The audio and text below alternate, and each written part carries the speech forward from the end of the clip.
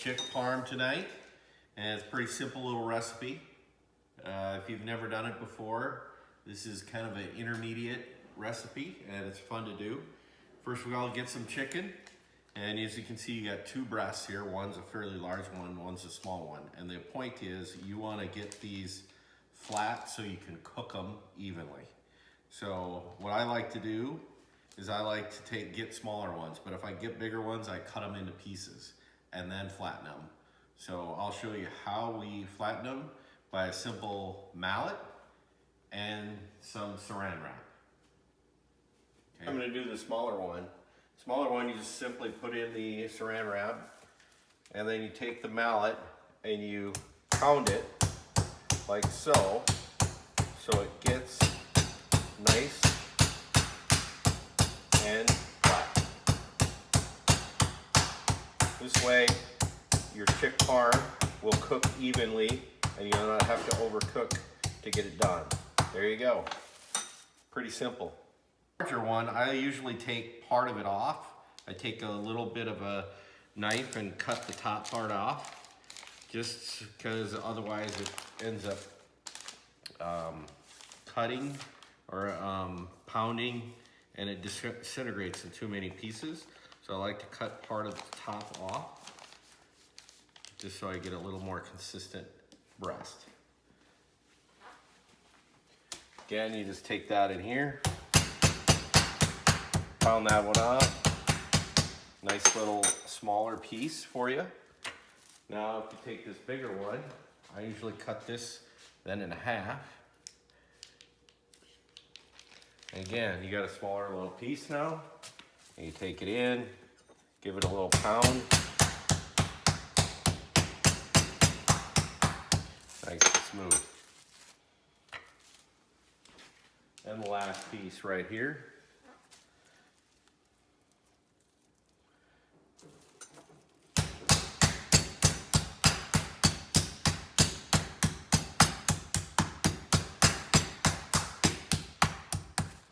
As you can see, the purpose is to get it consistently the same width. So now I have the chicken ready to go. The next step is getting the chicken ready to cook. So you need three essential pieces here. You need flour, egg, just like you'd have scrambled eggs. And I use two for that amount of chicken. And that amount is what? 2 eggs. And a little bit of water. That's just over a pound of chicken. And then this is panko breadcrumbs. So if you don't have places like this or Tupperware to put it in, I'll usually put it on wax paper.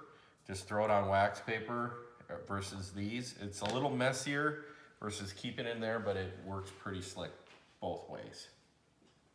This next step can get a little messy, but you've got the chicken breast here. You just put it in the flour just like so. Make sure it gets good and covered with some flour. Give you a little extra breading when you go through this process. Shake it off at the end. You get it in the egg wash and make sure it gets a good coating of egg wash on there as well. I usually use a fork because it's easier. It doesn't get my hands as messy. And let it drip off a little bit there. And then you drop it in the panko. And I just usually shake it around. If you put it on wax paper, all you have to do is flip it over, but it's pretty easy. You just get a little panko in there. Make sure I pat it down a little bit to get a little extra breading on there. And just take it out and let it sit. Just for a few minutes before we cook it. The chicken. It's pretty a simple process. I use a cast iron skillet because it's a bigger surface and it cooks it a little more consistent. But you can use a fry pan just like this. And the objective there is just get enough olive oil to coat the bottom.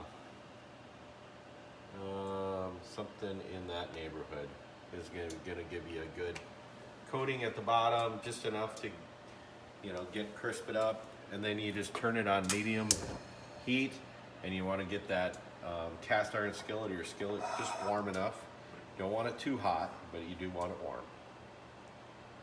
So the key is to get the oil hot before you put it in there. So you might want to test and put a little piece in there if you've got it. I usually maybe will throw a little panko in there just to see how it, well, if it bubbles up like that, I think I'm ready.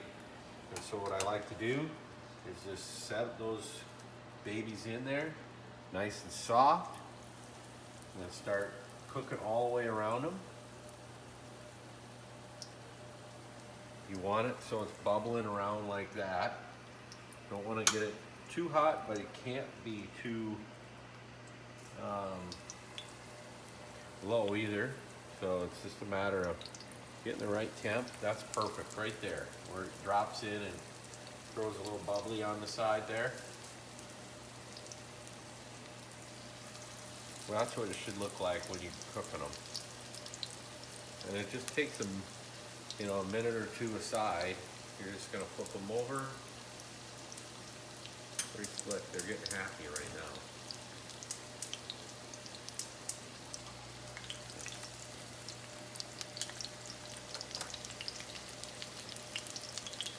Yeah, you want to cook it enough to get golden brown on each side. So let them sit for a few minutes. And this is about the perfect temperature. If you get it cooking like this is about what you want. About perfect. Pretty close.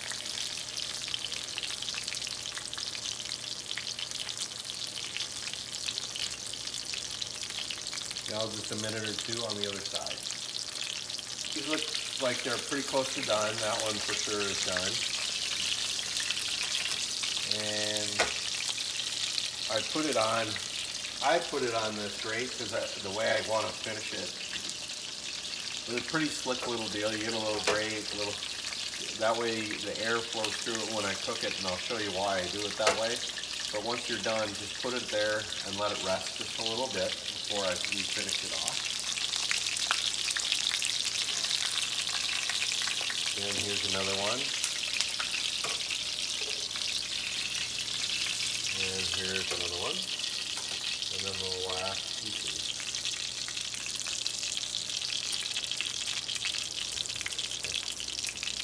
So the next thing I do, which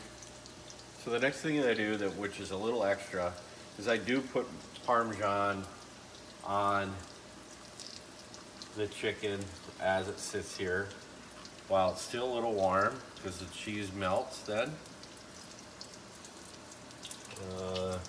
Just get a little. This is not necessary, but I do like doing it. It gives it a little extra flavor. Okay, the final step, as you can see, all the chicken's been coated in Parmesan, and which it does create a nice little layer, because what I like to do next is put the marinara sauce. Just put enough over the top of it so you can see that marinara sauce is now done. So I like to take and just put enough over each piece. Give it a nice little coating. Doesn't have to be perfect. It all ends up in the same place. So just put enough on here. Give everything a nice little coating.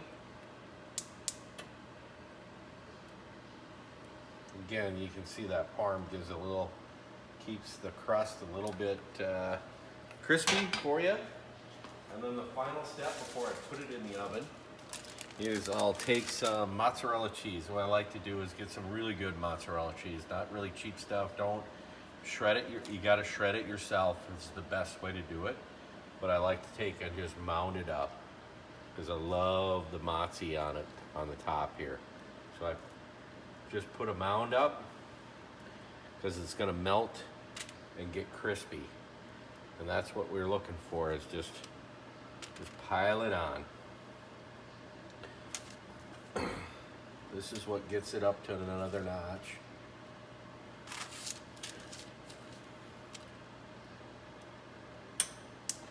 I don't think you can overdo this step. It's hard to overdo it.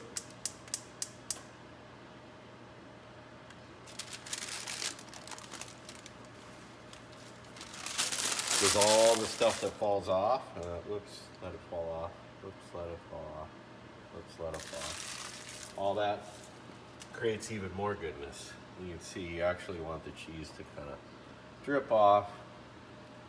That's what it looks like before it goes in the oven. I put it between 350 and 375. And I put it in the oven for about 10 minutes. And the purpose is to melt the cheese and get it good and melted and crispy.